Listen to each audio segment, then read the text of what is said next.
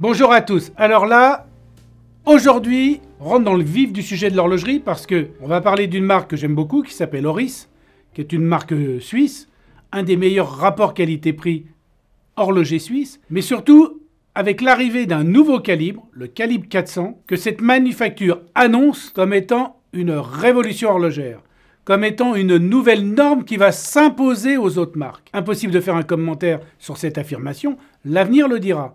Mais en tout cas, vous allez voir, c'est un calibre qui ne manque pas d'atouts, dont les performances et les spécificités sont remarquables et dont le prix reste correct. Alors maintenant, on passe au moment attendu, l'ouverture de la boîte ou l'unboxing pour ceux qui parlent anglais. C'est un grand moment toujours pour les collectionneurs, c'est d'ouvrir la boîte. Ah, et là on voit qu'il y a une chiffonnette avec la ville d'Holstein.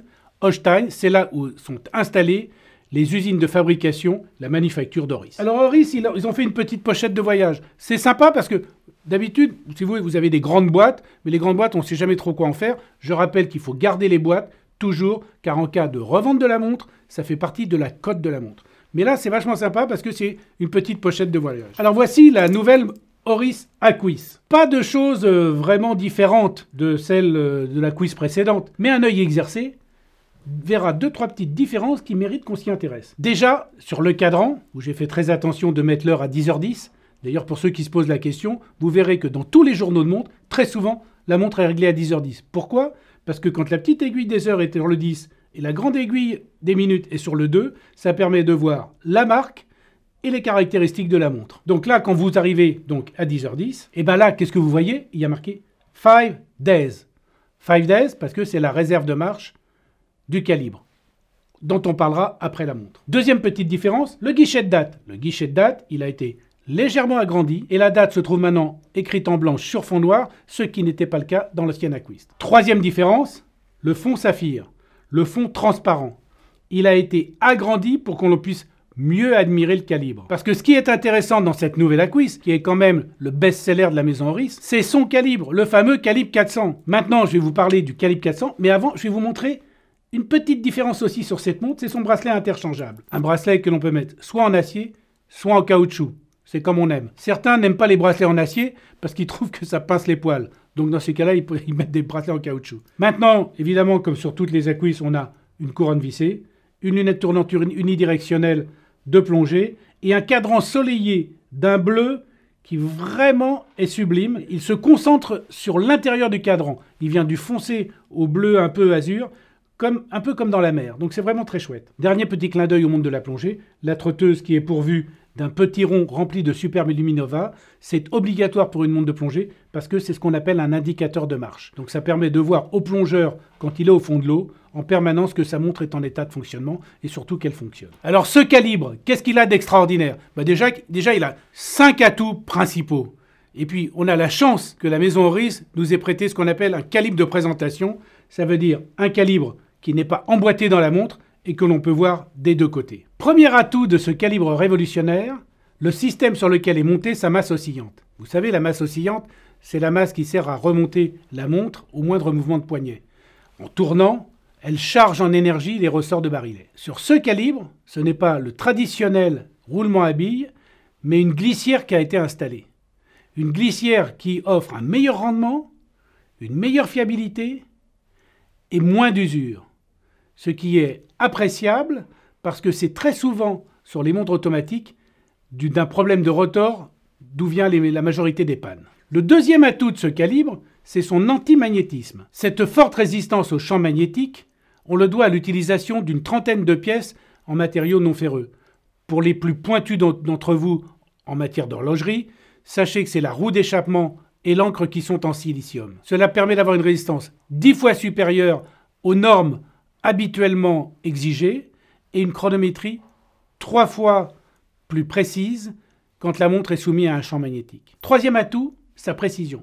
Mais si le calibre n'est pas certifié par le COSC, le contrôle officiel suisse des chronomètres, c'est parce que Oris voulait garder un prix attractif sur la montre qui va l'embarquer. Le COSC, c'est -4 plus 6 secondes par jour.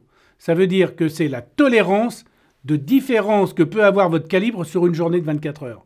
Ça veut dire qu'il peut soit prendre 4 secondes de retard, soit prendre 6 secondes d'avance. Sur ce modèle-là, on est à -3 plus 5. Donc c'est beaucoup plus précis que le COSC. Si Oris n'a pas fait tester au COSC cette montre-là, alors qu'elle aurait eu la certification, c'est parce que, évidemment, le COSC, ça coûte cher, et que pour faire certifier une montre, ça s'impacte sur le prix de la montre. Et comme Oris essaye de réduire au maximum le prix final, il n'a pas jugé bon de faire garantir ses montres au COSC. Quatrième atout, la réserve de marche. Habituellement, un calibre automatique ou mécanique, c'est grosso modo 2-3 jours de réserve de marche. Là, on arrive à 5 jours de réserve de marche. Pourquoi ? Parce que dans ce calibre, il y a 2 barillets qui sont installés pour accumuler le plus d'énergie. Moralité de l'histoire, la montre, une fois remontée à fond, peut être posée sur une table et elle fonctionnera pendant 5 jours. L'avantage aussi de ces 2 barillets, c'est que le rendement sera bon pendant les 5 jours. Il n'y aura pas une baisse de chronométrie au milieu de la réserve de marche. Cinquième atout et non des moindres, et vous allez voir comment ça peut remuer un peu l'industrie horlogère suisse et même mondiale, le calibre et la montre sont garantis 10 ans. C'est la première fois que ça arrive. C'est pour ça qu'au début, je disais évolution ou révolution. Ça veut dire que Oris s'engage sur une fiabilité de 10 ans, avec un petit chèque intermédiaire pour l'étanchéité, parce que, évidemment, il y aura un petit contrôle du joint, et là, si le joint est à changer, évidemment, ça vous sera facturé. Mais enfin, bon, une montre, c'est comme une voiture.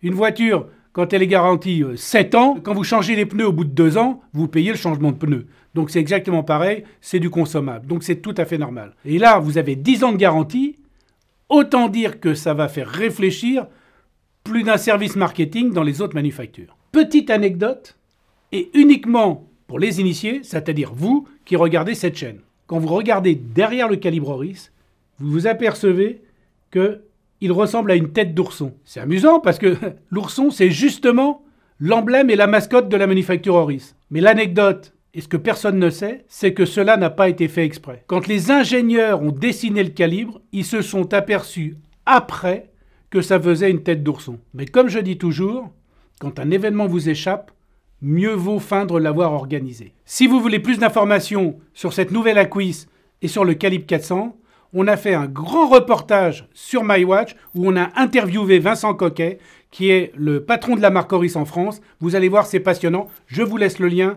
dans la description. Je ne vous dirai pas, comme d'habitude pour finir une émission, qu'une montre cassée ou arrêtée donne l'heure exacte 2 fois par jour. Ce serait un peu idiot parce que j'ai dans la main un calibre qui est dépourvu d'aiguille. Je vous dirai donc à bientôt, ou plutôt à tout à l'heure.